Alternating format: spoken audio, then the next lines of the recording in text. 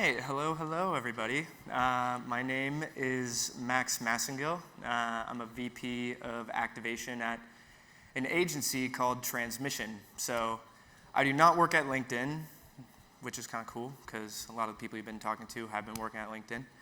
So I've got different opinions, some of which go with what you've been hearing, some of which are a little bit different. So yeah, I'm excited. Today we're going to talk about right-sizing brand amid uncertain economic conditions, because I think we're all kind of in this place right now where nobody knows what's going to happen. There's the big R word, and we'll kind of see. But before, I did just want to tell a little story. So when I initially proposed to do this talk, raise your hand if you've heard of the YouTube show Hot Ones. Okay, a lot of people have heard of it. So I initially pitched to do this talk Hot Ones style. So I was going to be eating spicy wings progressively more and more the whole time as we went through the talk. So I'm not doing that. LinkedIn said no. But raise your hand if you think it would have been funny. Raise your hand if you think it would have been weird. Yeah, I don't know. It kind of would have been weird. So anyway, we're not doing that. But we are going to get into this. So my big thing today, I've been here for all the talks. It's been super good. I've been super impressed by everything. Honestly, I have less content than a lot of other people have. But I think the point that I want to make with today is I really don't care if you learn anything. I really care that you go and actually use the stuff I'm telling you about. Like, it doesn't matter if you know it. It matters if you do with it. So that's kind of my whole thing today. It's like we're not going to focus on a lot. We're going to focus on simple things, but really good, clear things. I'm a super pragmatic guy, so this isn't going to be much like pie-in-the-sky theory. This is going to be stuff that you can actively go and implement right now. I really hope you do. So we'll get into it. I think at the end, we might have 5 minutes for Q&A also. So if you have questions, get ready. So 2 things we're going to get today. One is a method for determining your optimal level of brand investment. So basically with this, how many media dollars should you spend on your brand campaign? So I think it's pretty straightforward. Second one, and I think this is one that probably people are a little more interested in, is how do you actually measure the impact of your brand campaign on pipeline? And so I think like probably a bunch of us in this room can familiar with the experience of the CEO going, how much revenue did our brand campaign drive? And you're just like, you're an idiot. This is not what a brand campaign is supposed to do. I'm going to try not to swear, by the way. But at the end of the day, it's actually like, he's not wrong, right? Or she's not wrong. It's like your brand campaign isn't directly driving revenue like your demand campaign is, but your brand campaign is still growing the brand, and that should be driving more revenue, and so it's not wrong, right? But we don't really think about it that way. So we're going to get into that, and so basically I'm just going to try to give away really good free stuff for everybody to steal to go do this. So before I get into that, I'm going to give just a little bit of context to kind of set the stage. And some of the stuff is going to be pretty obvious. But B2B companies have always overvalued short-term demand over brand. I think everybody in this room can probably relate to that where, hey, I've got a lead goal. Hey, I've got an MQL goal. Hey, I've got a pipeline goal. Hey, I've got an opportunity goal or a meetings goal. And most of the client-side marketers in the room are probably bonused on that, or are probably compensated on that, or are probably trying not to get fired based on that, right? And so I think everybody can relate to that. And as a result, the industry has kind of morphed in a way over the last however many years where people just overpronate towards demand. And, brand is kind of immature in that way then. And so at Transmission, we did a little bit of research in early 2022 around the importance of brands. We did a big study, 500 people that we surveyed worldwide, a bunch of different countries. We didn't just do it ourselves. We brought in a third-party firm. But it was interesting because we're seeing, okay, things are starting to change, right? And I feel like you're hearing this in a lot of other talks today, right, around the importance of brand in B2B. But we're seeing it in this data. And so some of the things we saw, 61% of board members said brand was a key strategic priority. 81% of marketers said brand was critical to revenue growth. And the last 2 to me are the most interesting. 43% of people said brand was more important than demand gen, which kind of goes against everything I just said in the beginning. So it's like interesting, right? Things are starting to change. And then only 3% of people said that demand gen was more important than brand, which I think for all of us, this was super shocking, right? So again, beginning of 2022. But nobody's actually put their chips on the table yet, right? Nobody's actually gone ahead and done any of this stuff. So only 47% of marketers are spending, 47% of marketers are spending less than 20% of their budget on brand. Only 8% of people are spending more than 50% on brand. But the good news, and this is kind of the kicker, is that most people think that their brand budget is going to go up next year. But then everything happened. Everything changed, right? Like, this data was all in the beginning of 2022. So January is a very different time than November as far as like the market, right? And so the whole thing is, all right, well, people knew this was important. They're starting to focus on brand more than ever before. This is already a big problem in the industry. People are like ready to go, ready to change. But now we're in this situation and people are saying, well, we're kind of all asking ourselves, like, what are people going to do, right? Like, what are you going to do? You going to do brand? Rhetorical question, because obviously you should be doing brand, right? Like, you need to do both. I think everybody in this room knows that. If you didn't know that before, you probably know that after the talks we saw already today, right? And so I'm not going to spend too much time on this, but this is something from the B2B Institute. It's from Les Binet and Peter Field. Which you guys, if you haven't read Les Binet and Peter Field, read them. They're really good.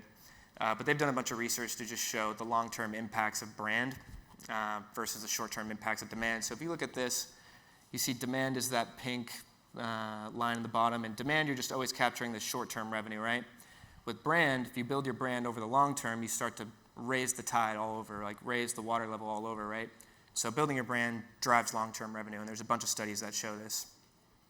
And so kind of another way of looking at this is, and this is from Gartner, as well as the B2B Institute, but 95% of your customers are not in market at any given time.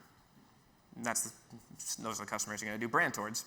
5% of your customers are in market. Those are the customers that are going to respond to your demand ads. So if you overpronate towards demand, if you ignore brand, you're basically ignoring 95% of your customers. And so it's kind of bonkers when you look at it this way, right? And just an interesting stat that Gartner had too, which I think is kind of interesting, and this is kind of going to get us into the next topic, but they've seen successful brands with close to a 50-50 split in terms of brand demand. And this is analyzing a whole bunch of different clients' campaigns from similar databases as what we were just looking at in the last talk we were on. So now is kind of where I want to get into sort of the meat and potatoes of all this stuff. Everybody knows we need to do brand, right? But how do you actually determine the optimal levels of investment for your brand campaign? And so I'm going to go into a method that we've kind of pioneered a little bit at Transmission, but I'm sure there's other people that have done it, and I've talked to other people that have done it too. And it's called brand thresholding. So this is a way for you to figure out what your brand budgets are. And honestly, it's super simple, and I want everybody to steal it because it's going to make your lives easier, and it's going to make you smarter. So please do. So brand thresholding. This is kind of the concept of it here. So before you kind of get lost in the graph, let me just direct your eyes. On the y-axis, we have brand impact. On the x-axis, we have frequency. And so the idea with this is that you need to get to a given level of frequency per person. So somebody needs to see a certain amount of ads from your brand over a given amount of time. So this is a quarter to actually get through with them, right?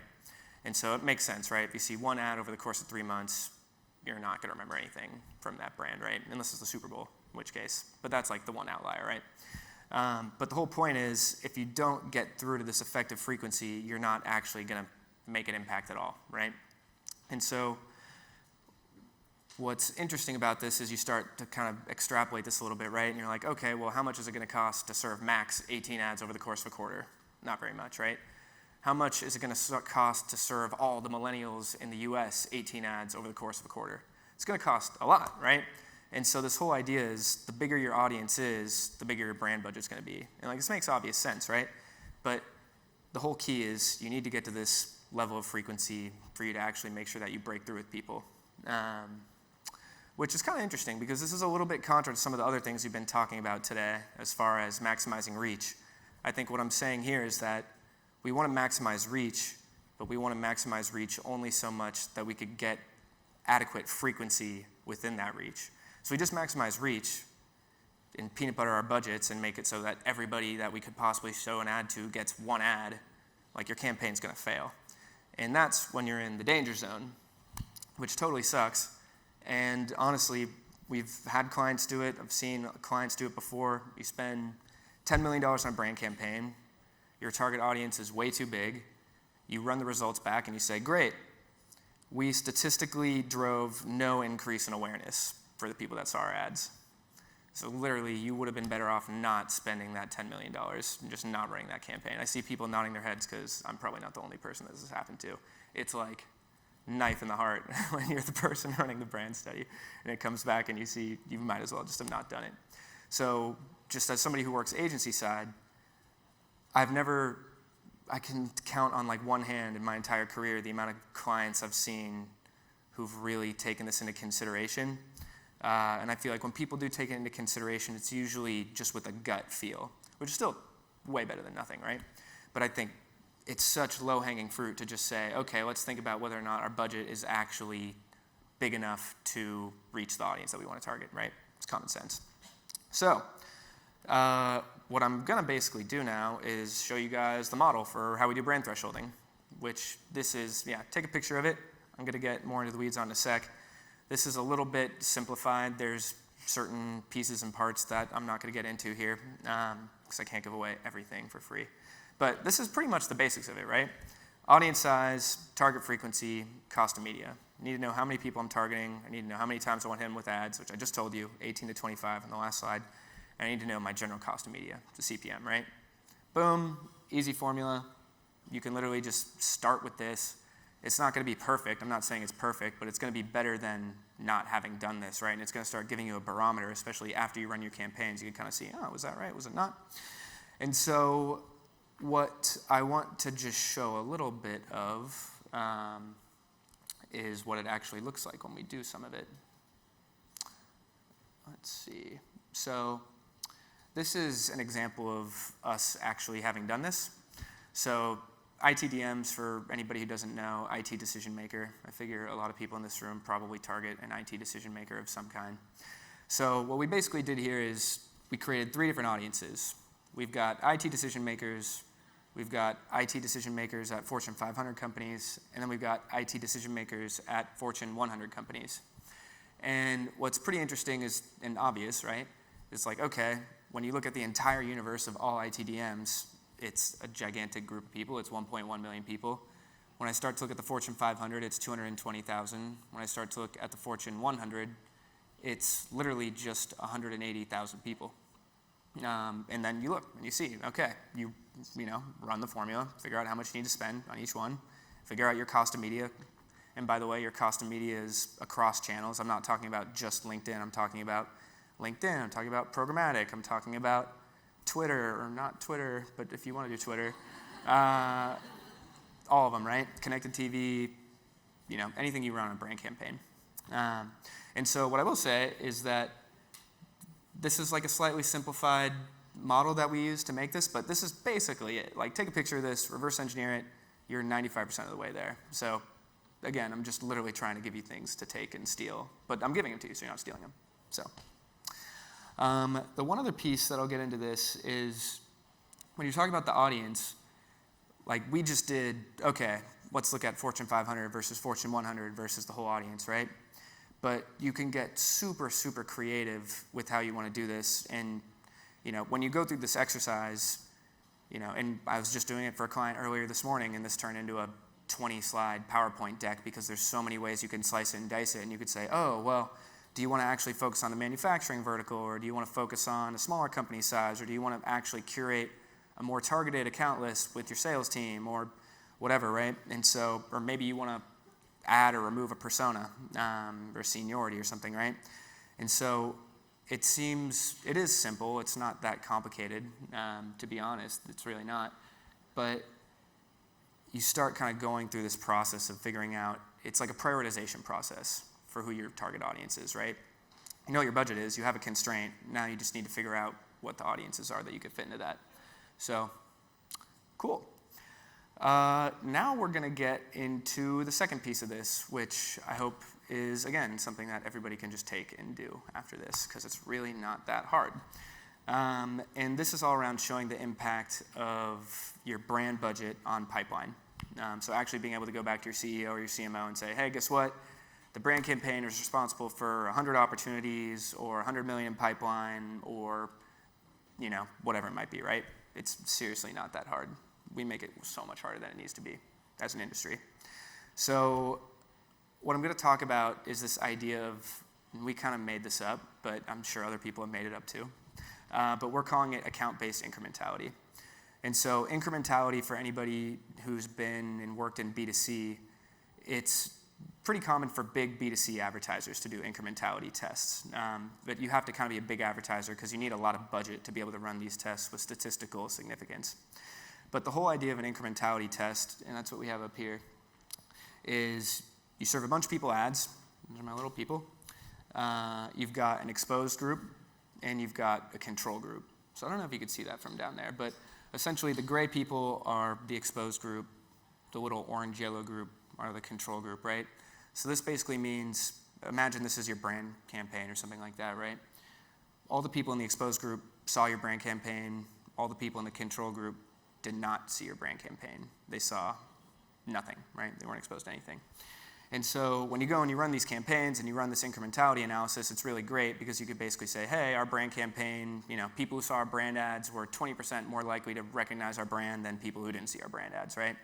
And so, you could test a lot of different variables when doing this, but I think it's pretty straightforward. Control group versus exposed group. And so account-based incrementality is literally the same exact concept, except you do it through the context of accounts. And that is such a beautiful thing because when you're looking at an account and not a person, it just removes all the noise. You don't have to think about channel level attribution. You don't have to think about walled gardens. You don't have to think about anything.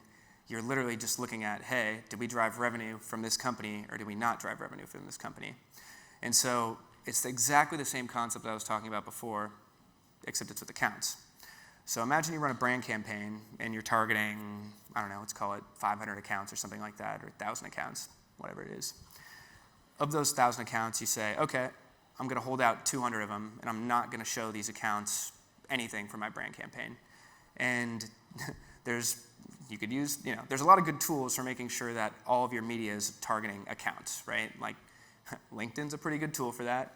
But there's a ton of different, data providers out there where no matter what channel you're running media on, you should be able to make sure it's targeted to an account. Or else you shouldn't be running it, in my opinion, not in B2B. So anyway, make sure 200 of those accounts just never saw the brand campaign. And then all of a sudden, all you literally have to go back and do is say, okay, let's go map our 800 accounts and our 200 accounts back to all of our Salesforce opportunity, pipeline data, revenue data, whatever it is. And it's literally as simple as saying, oh, guess what? The accounts that were in our brand campaign were 20% more likely to drive pipeline than the accounts not in our brand campaign. Or you could say we drove 100 incremental opportunities in the accounts that saw the brand campaign versus 0 opportunities in the control group that didn't see the campaign, right? So literally, you could go way down the rabbit hole with all these complex attribution solutions like Visible or, whatever, right? Which they're great. I do love them. They have a place in my heart. But this is so easy, and nobody does this.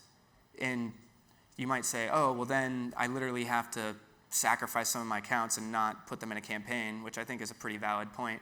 But what I literally just showed you 2 slides ago was rationale for why you probably shouldn't have been targeting all those accounts in the first place anyway. And so if you go and you do the work and you say, hey, we probably shouldn't target all these accounts anyway, oh, guess what? I also need a control group. Put it together. It's easy. So, I don't know. This makes me super excited. Raise your hand if you think it makes you excited. You guys are all nerds. I am too. It's cool. Okay. This is kind of it. Literally, I want to give you 2 things. It's simple. And so I did want to just give an example of us having done this. So this is for a client, software AG that we worked with. So soup to nuts, we did messaging, audience research, planning, content, creative, ran the media, ran the activation, ran the sales programs, ran their MarTech. We did it all.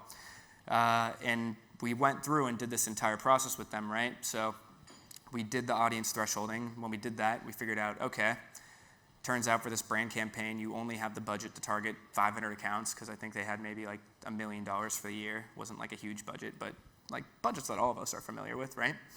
And so we've said, okay, 500 accounts, great. We ran the campaign towards 500 accounts. We had 500 accounts, or a big group of accounts that were in the control group. And when we did the analysis, we were just kind of shocked. So it was like literally 118 opportunities that came from the 500 accounts we targeted. And in the control group, it was literally just 11 opportunities. And so it was really great because at the time there was a new CMO coming in, which I feel like everybody can relate to that when you're like, oh, a new CMO. Are they going to have a completely different vision? Whatever, right? And so a new CMO comes in, hey, how'd the campaign do? We're like, well, check it out. It's like, all right, you guys stay. So anyway, yeah, so this is pretty much it. I honestly don't really have anything else to show you, so thanks everybody for the time. I definitely appreciate it. If you have any questions, we do have 9 minutes left. If anybody has any questions, if they want to raise their hand, we'll get a mic out to you. And if not, then we'll be good. Hi, so thank you for this. This is pretty interesting. Love to know what kind of time frame or duration were you talking about in this control group? Yeah, for sure. So this was a year. This is a year, but we've done it for 6 months. It's probably the minimum, just knowing the time for the sales cycle, if you're tracking the opportunities. So I wouldn't do it for a quarter. I would consider it for 6 months, but a year is probably better. But there's a lot, and I think it makes sense, if you're going to measure any type of brand impact, you probably want to look at closer to a year, just knowing how long that's going to take to have any impact. Okay, and you could say a follow-up to that is, do you keep investing in this control group irrespective of the time frame? I mean, like you just say it's 1 year and you keep investing in it, or you take a more quarterly view and say, hey, this is going in the right direction, yes, no. Is there any parameters you look at to see if it's moving in the right direction or not? So with the control group, we're not serving them any ads, and we're not spending any money on serving them anything for a whole year. So whether it's a year, whether it's 6 months, at some point you got to say, you got to cut it off at some point, right? But for that initial period that you've committed to, you do not at all mess with that control group, or else that can mess with the validity of the experiment. But at some point you want to look at it, when you're done with the campaign, and then you do a whole new control group. The other piece that I didn't mention that I did want to mention is that in this, ideally you want your control group to be firmographically representative or firmographically equal to your exposed group, right? Like you don't want to just, you could make your control group a bunch of accounts that have a completely different complexity or makeup than your exposed group, right? And so you can do that in really kind of simple ways where it's like, maybe I just look at an intent list and kind of like cherry pick or cut it down the middle. If you really want to do it legit, you need a customer data platform or a tool like 6 Sense where you can actually create account cohorts that are firmographically kind of lookalikes. But that's something where I would recommend crawl, walk, run. Like you don't need to go the full 9 yards to start, Yeah, over here. Hello. What would you tell people who have a very old school mentality and say, you don't need to do paid media advertising because the brand speaks for itself? I would probably tell them to look at all the studies out there that show the correlation between media spend and revenue for the company. And so, I would say you can do this type of experimentation that I'm talking about to actually validly prove that, hey, this campaign did just drive you revenue. But I would also say that there's just a wealth of studies out there that show that you need to be running and investing in market to be able to grow your brand. So, awesome. Thank you. Yeah. Hey, Max. Thank you for the presentation. I had a question about the brand threshold formula. Yeah. How do you find the target frequency? So the target frequency, we're using a range of 18 to 25. So basically within that range. So I'm kind of just saying use 18 to 25. We've done that from our own internal studies and research, and if you go to different vendors, like you'll get a lot of different numbers. Like sometimes you'll see 13, sometimes you'll see 7, sometimes you'll see 10. I think 18 to 25 is good because ultimately you're trying to figure out how much media do I need to buy. And a lot of that media is ultimately going to be non-viewable, or there's going to be fraud in there. There's going to be, whatever, right? And so the 18 to 25, I doubt somebody's actually going to see that many ads. But this way you're kind of taking into consideration all those things too. Gotcha. And I think you should be doing that averaging across all your other channels, similar to your CPM cost? Yeah, so the way that we'll do it is we'll basically create a pseudo media plan, or we'll say, hey, you're going to have 20% social, 20% programmatic, 20% branded search, whatever. Actually, exclude search from this to make it simple. But you kind of take your fake media plan and say, okay, my average CPM across this whole thing is going to be $20 kind of thing, right? Because if you were to do this just on LinkedIn, it's like your LinkedIn CPM is going to be like $40 or $50, right? And your programmatic display banner CPM is going to be like $7. And so you kind of got to do that to ultimately net out where you want to go. Gotcha. Thank you. Yeah. Hey. Ooh, hi. Over here far. Oh, okay, nice. So this really neatly dovetails up to the last question. Because the CPMs vary so much between video and social and programmatic, how do you determine how to weight in which way off of different ad units? Yeah. I think you could go as deep as you want, or you could do it as surface level as you want, right? Because I think, in 10 minutes I could say, oh, let's run a campaign. It's going to be 5% video and 20% rich media and 50% social and 40% connected TV. You can approximate pretty quickly, right? You could also go and do a full media planning exercise and actually build a media plan and say, this is my channel breakouts. This is what it's going to be, kind of thing, right? And so I would say we typically do this before we get into the weeds on media planning, because typically this exercise will happen before you even start media planning, because I want to go back to a client, or I want to go back to a CEO and say, hey, the budget for my media plan should actually be X, right? And so then you'd go do the media planning. So I'd say typically you just have to make assumptions. But you sit down for a half an hour one time or an hour one time with your media team or somebody who knows media, and you could at least do a pretty good job in saying, hey, the standard media plan for X objective is going to probably have this type of channel weighting. And that gets you 90% of the way there. Cool. Thank you so much. Yeah. We have one more question. Thank you. No pressure being the last question. Max, what are the best brand investments you've seen your clients make? As far as media channels? Just across the board, any campaigns you've worked on, what has been the most impressive or creative, or just to leave us with something tangible? That's a good question. I'm a big fan of non-scalable media that provides really epic experiences. So, we have a client, Henkel, recently that we just gifted custom-made NFTs for everybody, right? Really custom-made, crazy direct mail things that nobody expects. My bucket list marketing dream is I want to make a B2B Goonies style adventure where somebody gets a clue and a treasure map, and then, I don't know, they turn into an SQL or something. And so, yeah. But yeah, I don't know. I'm a big fan of stuff like that, personally. We got 1 minute and 40 seconds. If there's any other questions, if not, then, yeah. All right. Well, thank you, everybody. Appreciate it.